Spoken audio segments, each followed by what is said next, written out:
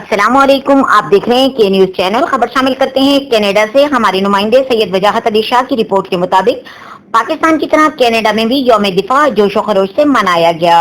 Canada में मुकीम तैयब चौधरी की रिहाइशगाह पर तकरीब का एहतमाम किया गया। तकरीब से खिताब करते हुए मोहम्मद अंसारी ने कहा कि पाक फौज ने सन 65 में पाक फौज के जवानों ने कुर्बानी की अनमिट तारीख रकम की। चिवेंडा में भारतीय फौज ने 600 टैंकों की मदद से यलगार की।